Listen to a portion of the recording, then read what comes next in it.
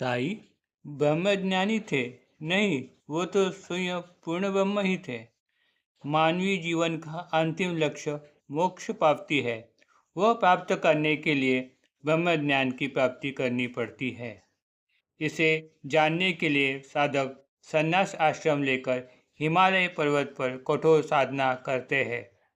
हठ योग, राजयोग जैसे कठिन साधना में उलझे रहते हैं, फिर भी उन्हें ज्ञान प्राप्ति नहीं होती।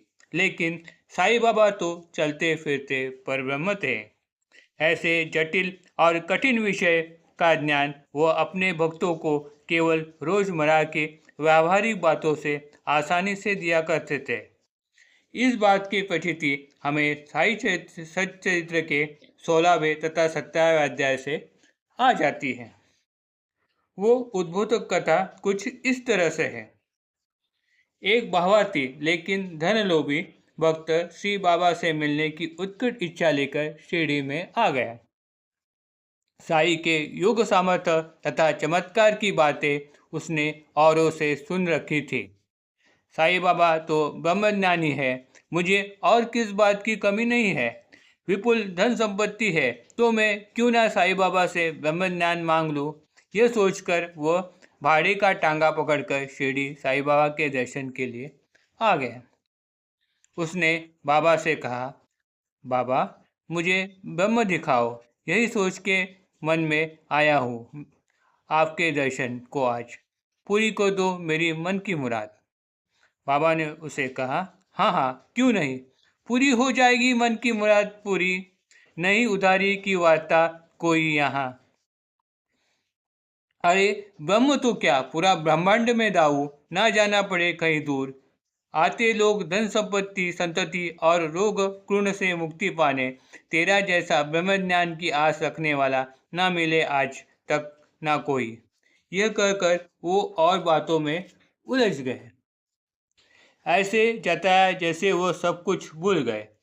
कुछ समय पश्चात उन्होंने एक छोटे बालक को बुलाया और उसे नंदू मारवाड़ी से 5 रुपए उधार लेके आने के लिए कहा। वो लड़का गया लेकिन उसे नंदू मारवाड़ी नहीं मिला। फिर बाबा ने उसे बाल मारवाड़ी के पास भेजा। वहाँ से भी वो खाली हाथ लौट आया और एक दो जगह उसे उधारी के लिए भेजा, लेकिन काम हुआ नहीं। ये सारा तमाशा वो धन लोभी जो बाबा के पास ब्रह्मज्ञान मांगने आया था, अपने आंखों से देख रहा था। बाबा को भी उसके जेब में 250 रुपये है, ये बात मालूम थी, लेकिन इतनी बड़ी ब्रह्मज्ञान प्राप्ति की आस लिए आए हुए उस सेठ को मामूली 5 रुपये, वो भी उधार, वो भी कुछ समय के लिए बाबा को देना उसे अपने जान पर बनाई। दूं या ना दूं, देकर वापस ना मिले या यही उलझनों में वो पड़ गया। उसमें भी उसे घर वापस जाने की जल्दी थी। साई के आगे वह ब्रह्म जल्दी दिखाओ करके तगादा लगाने लगा। बाबा ने उसे कहा, अरे इधर बैठे बैठे मैंने जो ब्रह्म दर्शन के लिए जो प्रयास किए वो तुम्हें मालूम नहीं पड़े क्या? जिसे ब्रह्म ज्ञान ना है उसे पंच प्राण, पंच ज्ञानेन्द्रिय तथा अहंकार, बुद्धि, मन विसर्जित करना पड़ता है। ऐसा कहकर बाबा ने उसे ब्रह्म प्राप्ति के लिए कितने कठोर प्रयास करने पड़ते हैं इसका सविस्तर विवरण किया। आखिर बाबा ने उसे कहा, ईश्वरी मोह माया का जाल सर्प की तरह इंसान को घेरे रहता है। इनका बंधन तोड़ना इतना आसान नहीं। तुम तो बड़े लोभी हो, किसे 5 रुपये वो भी उधार देने की तुम्हारी नीयत नहीं, जबकि तुम्हारी जेब में 250 रुपये पड़े हैं। निकालो उसे बाहर, ब्रह्म तो तुम्हारी जेब में ही है। उस धनी ने जेब में से रुपए निकाले, बराबर 250 रुपये थे।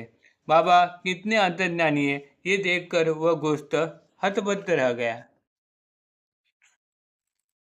बाबा ने उसे कहा, अब तो गठड़ी बांध ले अपने ब्रह्म गठड़ी की, यानी कि व्यर्थ इसमें झमेले में ना पड़।